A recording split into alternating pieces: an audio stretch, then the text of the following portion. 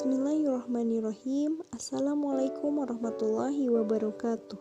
Kami dari kelas C, Prodi Manajemen Pendidikan Islam, Fakultas Tarbiyah dan Keguruan akan membuat video presentasi yang diajukan untuk memenuhi tugas mata kuliah dasar-dasar akuntansi yang dibimbing oleh Ibu Ambar Sri Lestari SE MPD. Kami kelompok 7 yang beranggotakan Muhammad Lutfi Raihan, Pramesti Salma Ihsadina Suherlan, dan saya sendiri Resna Dewi Astuti. Kami akan membahas materi tentang jurnal penyesuaian dengan topik pembahasan yang terdiri dari pengertian jurnal penyesuaian, fungsi jurnal penyesuaian, tujuan jurnal penyesuaian, manfaat jurnal penyesuaian, unsur-unsur jurnal penyesuaian, dan contoh perhitungannya. Assalamualaikum warahmatullahi wabarakatuh. Perkenalkan, nama saya Resna Dewi Astuti. Saya akan membahas tentang pengertian jurnal penyesuaian. Jurnal penyesuaian adalah aktivitas membetulkan akun sehingga laporan yang dibuat berdasarkan akun tersebut dapat menunjukkan pendapatan, harta, dan hutang sebenarnya. Betul ya, karena jurnal yang dibuat dalam pencatatan perubahan saldo dalam akun, sehingga saldo yang menjadikan jumlah yang sebenarnya. Jurnal penyesuaian disusun berdasarkan data dan neraca saldo dan data informasi penyesuaian pada akhir periode. Biasanya dibuat jurnal penyesuaian itu dibuat pada akhir-akhir tahun. Jadi setiap tahunan gitu, akhir tahun biasanya. Fungsi dari jurnal penyesuaian. Yang pertama, perumusan untuk di akhir periode pada akun buku besar, sehingga saldo yang tertera tidak berbeda dengan saldo yang seharusnya. Benar ya?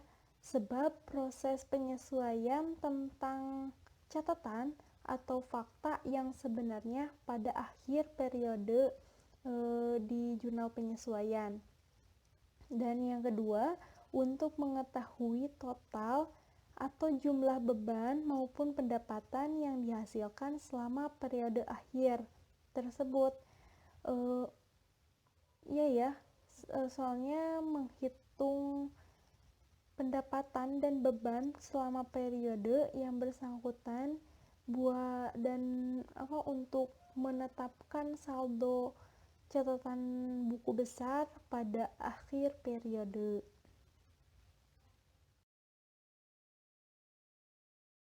Tujuan jurnal penyesuaian. Yang pertama, untuk memisahkan akun-akun yang sifatnya masih campuran menjadi dua macam, yaitu akun real dan akun nominal. Akun real disebut juga dengan akun neraca. Akun real terdiri atas akun aset, akun kewajiban, dan akun ekuitas. Sedangkan akun nominal disebut juga dengan akun laba rugi, yang terdiri atas akun pendapatan dan akun beban. Yang kedua, agar di akhir dari sebuah periode, akun-akun real bisa menunjukkan jumlah yang pasti. Ini diutamakan bagi akun real yang berjenis hutang dan aktiva dalam sebuah neraca.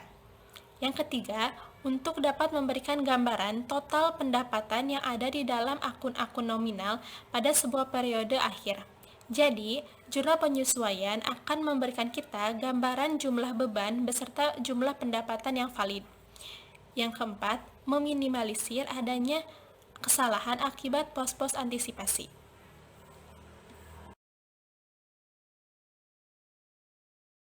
Assalamualaikum warahmatullahi wabarakatuh.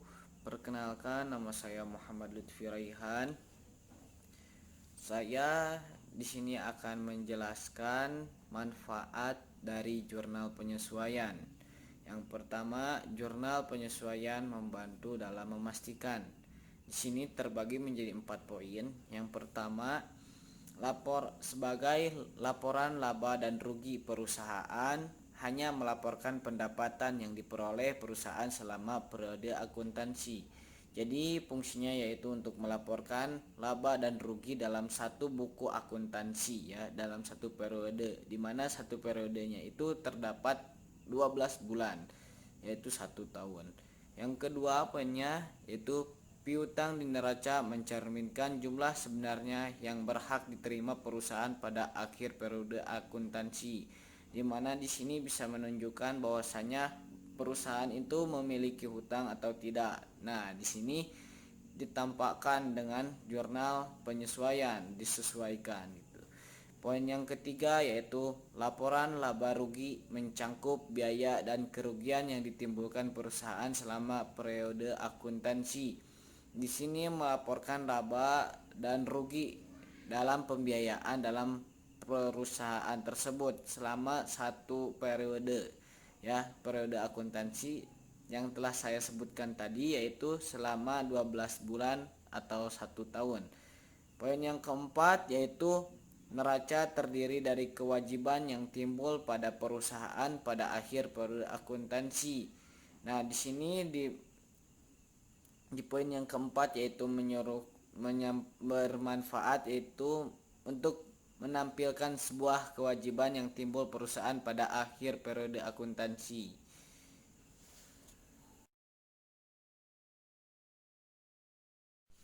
Baik, kita lanjut ke segmen yang kedua yaitu jurnal penyesuaian membantu perusahaan. Di sini terbagi menjadi 4 poin. Yang pertama yaitu untuk menghitung pendapatan dan biaya yang tepat. Di sini jurnal penyesuaian memberikan sebuah ketepatan dalam proses pelaporan keuangan ya, dimana di sebelum-sebelumnya pasti ada sebuah kekeliruan atau kejanggalan. Dengan adanya jurnal penyesuaian maka itu akan ditepatkan gitu. Yang poin yang kedua yaitu perbarui laporan keuangan. Sesudah itu jurnal penyesuaian akan memperbarui sebuah laporan keuangan sesuai yang saya tadi ucapkan, yaitu untuk menyesuaikan keuangan secara tepat. Nah, poin yang ketiga yaitu untuk memperbaiki kesalahan. Di sini berkaitan pula dengan yang saya sebutkan tadi, untuk memperbaiki kesalahan, di mana dalam pelaporan sebelum-sebelumnya pasti perusahaan memiliki sebuah kesalahan. Oleh karena itu disesuaikan di dalam akhir periode dengan jurnal penyesuaian. Poin yang keempat yaitu penggunaan jurnal penyesuaian adalah bagian penting dari proses penutupan periode seperti yang dicatat dalam siklus akuntansi, di mana neraca saldo awal diubah menjadi neraca saldo akhir. Di sini yaitu sebagai proses yang paling penting bagi perusahaan. Jadi untuk menyesuaikan saldo yang awal dan saldo yang akhir, dari periode yang awal sampai periode yang akhir disesuaikan kembali. Unsur-unsur dalam penyesuaian. Yang pertama, perlengkapan. Dicatat sebagai harta. Apabila dicatat sebagai harta, maka formulanya beban perlengkapan di debit dan perlengkapan di kredit. Contoh kasus. Pada neraca saldo per 31 Desember 2006 terdapat akun perlengkapan 6 juta rupiah. Pada waktu perhitungan terdapat nilai perlengkapan yang ada sebesar 3.500.000 rupiah. Nah, buatlah jurnal penyesuaiannya. Dari kasus tersebut ada kata kuncinya yaitu akun perlengkapan. Nah, akun perlengkapan ini maka kita gunakan metode harta. Ya. Lalu diketahui pula nilai perlengkapan yang ada ataupun sisanya sebesar 3.500.000 rupiah. Nah, apabila kita dicatat sebagai harta, maka yang kita cari adalah jumlah yang terpakai. Jumlah yang terpakainya yaitu 6 juta dikurangi 3.500.000 rupiah sama dengan 2.500.000 rupiah. Sehingga kita dapat menuliskan di jurnal penyesuaiannya beban perlengkapan di debit sebesar 2.500.000 rupiah dan perlengkapan di kredit sebesar 2.500.000 rupiah. Selanjutnya, perlengkapan apabila dicatat sebagai beban. Apabila dicatat sebagai beban, maka formulanya perlengkapan di debit dan beban di kredit. Sejumlah jumlah yang belum terpakai atau sisanya. Contoh kasus, pada neraca saldo per 31 Desember 2006 terdapat akun beban perlengkapan sebesar 6 juta rupiah. Pada waktu perhitungan, ternyata nilai perlengkapan yang ada sebesar 3.500.000 rupiah. Nah, buatlah jurnal penyesuaiannya. Di situ diketahui beban perlengkapan, akun beban perlengkapan. Maka kita catat sebagai melalui metode beban. Nah, di situnya diketahui bahwa nilai perlengkapan yang ada atau sisanya Rp3.500.000.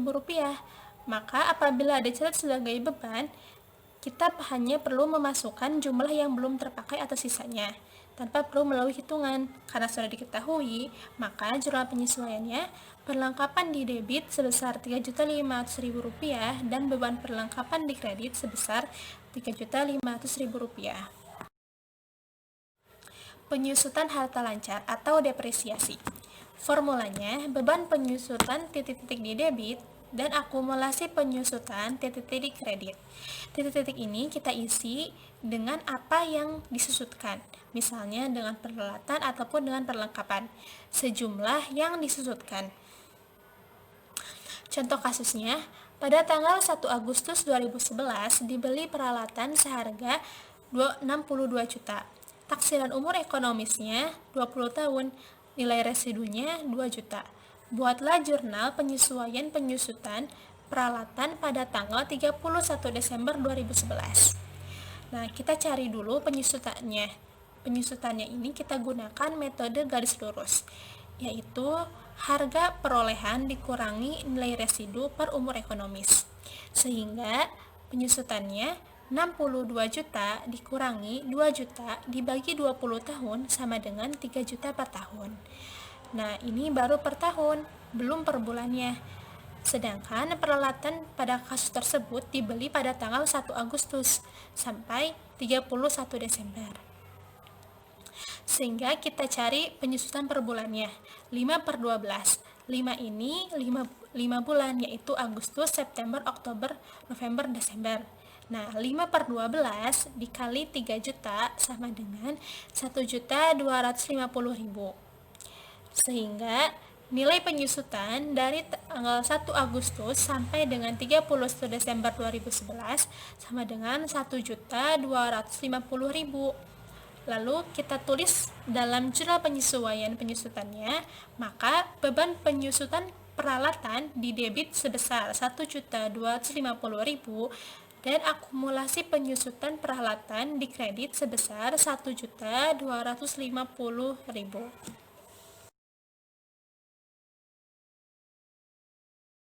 Unsur selanjutnya, beban dibayar di muka. Beban dibayar di muka yaitu transaksi yang awalnya dianggap sebagai harta menjadi beban pada kemudian hari. Beban dibayar di muka itu terbagi menjadi dua, dicatat sebagai harta dan dicatat sebagai beban.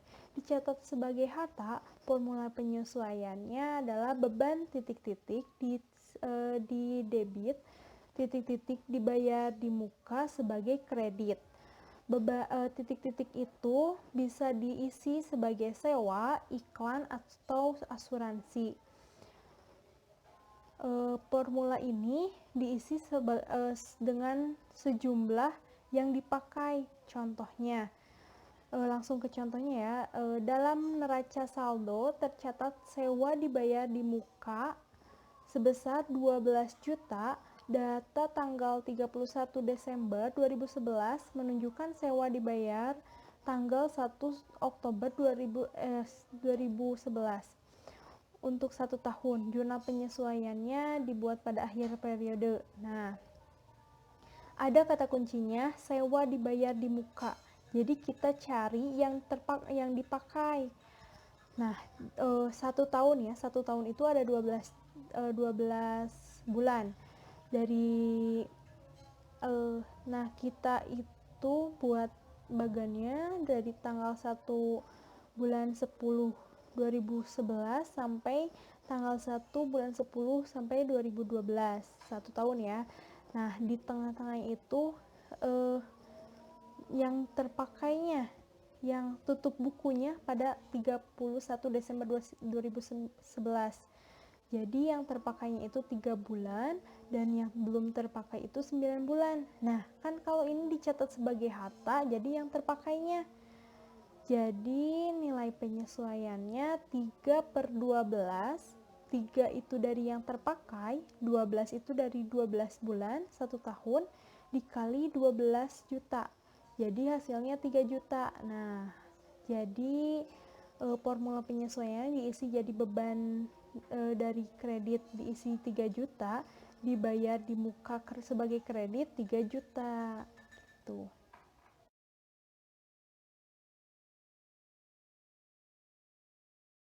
Selanjutnya, beban dibayar di muka dicatat sebagai beban. Kalau tadi sebagai harta, sekarang sebagai beban. Formula penyesuaiannya yaitu titik-titik dibayar di muka sebagai debit, beban titik-titik ditulis sebagai kredit. Nah, titik-titik ini juga bisa diisi sewa, iklan, atau asuransi biasanya. Nah, ini tuh dicatat sebagai yang tersisa atau belum dipakai. Kalau tadi yang harta dicatat sejumlah yang sudah dipakai, kalau yang beban dicatat sejumlah yang tersisa. Langsung saja ke contohnya. Dalam neraca saldo tercatat beban sewa senilai 12 juta data tanggal 31 Desember 2011 menunjukkan sewa dibayar tanggal 1 Oktober 2011 untuk 1 tahun. Jurnal penyesuaian yang dibuat pada akhir periodenya apa? Nah, di sini ada keywordnya yaitu beban sewa. Jadi beban sewa itu yang dicarinya itu yang dipakainya. Nah, ini 1 tahun ya. Jadi dari tanggal 1 bulan 10 2011 sampai tanggal 1 bulan 10 2012 ada 12 bulan ya. Yang dipakainya itu tutup bukunya itu sampai 31 Desember 2011. Cari yang sejumlah belum dipakai, jadi 9 bulan. Nah, 9 bulan menjadi terhitung dalam situ, jadi nilai penyesuaiannya 9/12 dari 12 bulan dalam setahunnya dikali dengan 12 juta, jadi 9 juta. Nah, langsung saja diisi formula penyesuaiannya. Sewa dibayar di muka dalam debit 9 juta, beban sewa dalam kredit 9 juta. Semoga paham ya. Lanjut. Unsur selanjutnya yaitu nomor 4, pendapatan diterima di muka, yaitu transaksi yang sejak awal dicatat sebagai akun tapi akan menjadi pendapatan pada kemudian hari. Pendapatan diterima di muka ini misalnya perusahaan telah menerima pembayaran suatu pekerjaan tapi belum selesai pekerjaannya, atau kayak kita ngadain sewa tapi belum selesai sampai sewanya tapi sudah tutup buku. Nah, gitu. Pendapatan diterima di muka ini dibagi menjadi 2, dicatat sebagai hutang dan dicatat sebagai pendapatan. Kalau dicatat sebagai hutang yaitu jadi kewajiban kita dong. Nah, formula penyesuaiannya yaitu titik-titik diterima di muka sebagai debit, pendapatan titik-titik ditulis sebagai kredit. Langsung saja ke contohnya. Diterima pendapatan sewa pada 1 November 2012 untuk 2 tahun sebesar 24 juta. Jika diakui sebagai hutang, jurnal penyesuaian pada 31 Desember 2012 yaitu jadi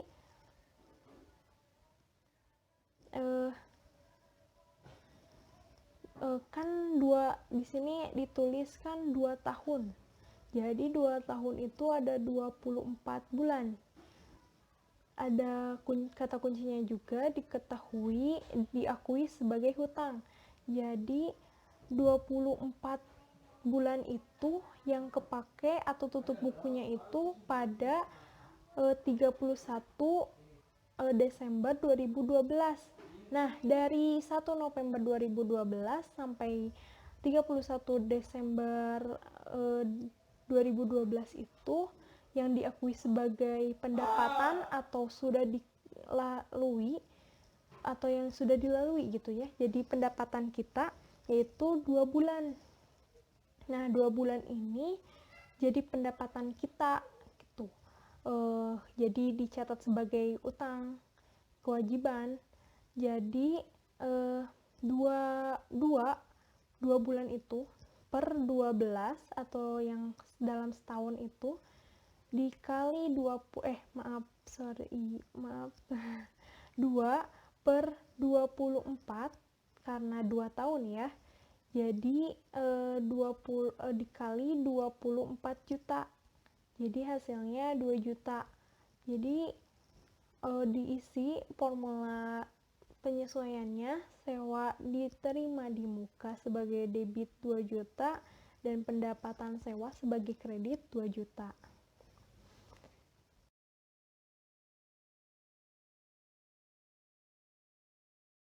Selanjutnya adalah pendapatan diterima di muka. Pendapatan diterima di muka dibagi menjadi 2 bagian. Yang pertama dicatat sebagai utang atau kewajiban, yang kedua dicatat sebagai pendapatan. Selanjutnya dicatat sebagai pendapatan. Nah, di sini kebalikan dari yang tadi, yaitu pendapatan titik-titik itu dimasukkan ke debit. Contohnya pendapatan sewa itu dimasukkan ke debit, maaf. Nah, kemudian di bawahnya yaitu titik-titik sewa diterima di muka dimasukkan ke kredit. Nah, penjelasannya, akun pendapatan diterima di muka dicatat sebagai pendapatan dengan mendebitkan akun kas dan mengkreditkan akun pendapatan.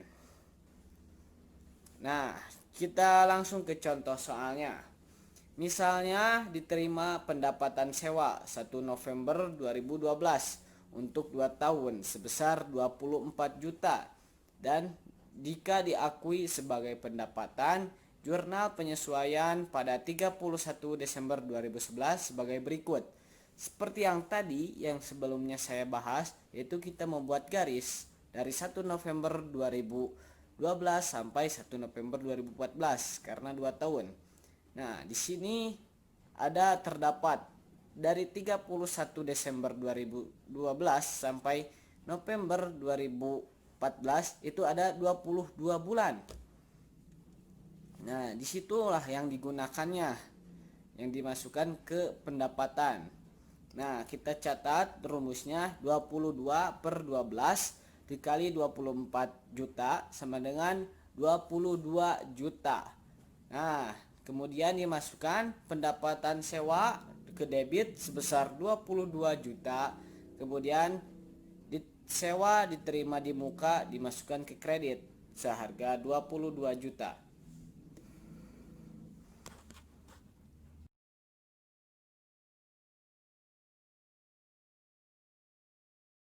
Nah, di sini yang kita lanjut beban yang masih harus dibayar atau utang beban. Di sini kita bisa melihat rumusnya yaitu di atas. Beban titik-titik itu diisi ya titik-titiknya dengan sesuatu, misalkan dengan gaji gitu, beban gaji. Beban itu dimasukkan ke debit, utang titik-titik itu titik-titiknya seperti yang tadi itu, misalkan utang gaji itu dimasukkan ke kredit ya. Langsung kita lihat contoh soal dari permasalahannya ya. Beban yang masih harus dibayar merupakan biaya yang sudah menjadi beban, tetapi hingga akhir periode akuntansi belum dibayar. Nah, di sini bebannya belum dibayar sampai akhir gitu maksudnya. Nah, di sini lanjut. Misalnya suatu perusahaan melakukan pembayaran gaji karyawan setiap minggu dengan 4,5 juta. Pembayaran gaji dilakukan setiap hari Sabtu pada periode akuntansi 2015 pada tanggal 31 Desember, jatuh pada hari Kamis. Jurnal penyesuaian utang beban sebagai berikut. Nah, di sini kita harus menarik juga ya, menarik dari kesimpulan yang tadi bahwasannya dimulai dari periode akuntansi itu tutup pada 31 Desember pada hari Kamis, karena itu hari Kamis belum waktunya pembayaran karena pembayaran hari Sabtu ya. Jadi kita urutkan saja dulu. Senin tanggal 28, Selasa tanggal 29, Rabu tanggal 30, Kamis tanggal 31 Desember, kemudian lanjut ke tahun yang baru yaitu tanggal 1 Januari, tanggal 2 Januari, di mana di pertengahan setelah Kamis itu harusnya tutup buku. Nah, di sini gaji yang harus dibayar sebelum tutup buku itu adalah 4 hari ya, Senin, Selasa, Rabu, Kamis. Karena itu merupakan sebelum tutup buku, jadi mereka harus dibayar dulu gajinya. Ya, dalam satu minggu itu terdapat 6 hari. Jadi yang harus dibayar itu kan 4 hari yang tadi, yang sebelum tutup buku, per 6 hari. Jadi 4/6 dikali gaji yang tadi seminggunya berapa? 4,5. Jadi 4/6 dikali 4,5 sama dengan 3 juta. Jadi beban gaji dimasukkan ke debit seharga 3 juta, sedangkan utang gaji dimasukkan ke kredit 3 juta. Baik, selanjutnya pendapatan yang masih harus diterima. Piutang pendapatan. Di sini bisa dilihat rumusnya ya di atas. Nah, di sini ada piutang titik-titik debit, itu piutang titik-titik diisi dengan sesuatu yang diperlukan seperti piutang bunga. Nah, itu dimasukkan ke kredit. Pendapatan titik-titik itu dimasukkan ke kredit. Nah, pendapatan di sini itu di titik-titik bisa dimasukkan apa saja seperti yang di atas. Contohnya pendapatan bunga itu dimasukkan ke kredit. Nih, kita lanjut ke contohnya. Misalkan pada tanggal 31 Desember piutang bunga yang masih harus diterima berjumlah 54 juta. Jurnal penyesuaiannya sebagai berikut. Piutang bunga dimasukkan ke debit ya. Itu 54 karena harus dibayar ya. Pendapatan bunga itu dimasukkan ke kredit. Pendapatan bunga dimasukkan ke kredit ya, sedangkan piutang bunga dimasukkan ke debit. Cukup sekian dari saya. Wassalamualaikum warahmatullahi wabarakatuh. Contoh perhitungan dan penyelesaian. Perhatikan, terdapat neraca saldo PT Barat Laut Service periode 31 Desember 2017. Neraca saldo tersebut ternyata terdapat transaksi yang belum dicatat, sehingga perlu adanya jurnal penyesuaian. Transaksi tersebut yang pertama, perlengkapan kantor yang masih tersisa sebanyak 10 juta. Perlengkapan kantor termasuk ke dalam ayat jurnal penyesuaian yang dicatat sebagai harta. Apabila dicatat sebagai harta, maka formulanya beban perlengkapan di debit dan perlengkapan di kredit dan dicatat sejumlah yang terpakai.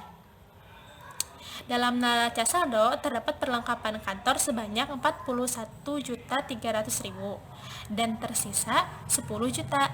Maka jurnal penyesuaiannya adalah 41.300.000 dikurangi 10 juta sama dengan 31.300.000. Maka kita tulis di jurnal penyesuaiannya beban perlengkapan kantor di debit sebanyak 31.300.000 dan perlengkapan kantor di kredit sebanyak 31.300.000. Transaksi yang kedua yaitu sewa dibayar tanggal 7 Agustus 2017 untuk masa 1 tahun. Transaksi pembayaran sewa termasuk ke dalam ayat jurnal penyesuaian beban dibayar di muka yang dicatat sebagai harta. Apabila dicatat sebagai harta, maka pencatatannya dengan beban sewa di debit dan sewa dibayar di muka di kredit. Dalam neraca saldo tercatat bahwa sewa dibayar di muka sebanyak 12 juta. Lalu data menunjukkan sewa dibayar pada tanggal 7 Agustus 2017 untuk setahun. Maka jurnal penyesuaiannya, karena yang terpakai hanya 5 bulan terhitung dari bulan Agustus sampai Desember. Agustus, September, Oktober, November, Desember, terhitung 5 bulan. Maka 5/12 dikali 12 juta sama dengan 5 juta. Nah, sehingga kita catat dalam jurnal penyesuaiannya yaitu beban sewa di debit sebanyak 5 juta dan sewa dibayar di muka di kredit sebanyak 5 juta.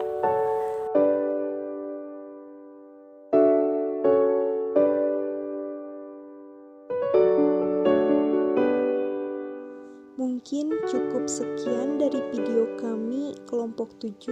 Mohon maaf bila ada kekurangan dan kesalahan. Semoga memberikan hikmah dan manfaat. Wassalamualaikum warahmatullahi wabarakatuh.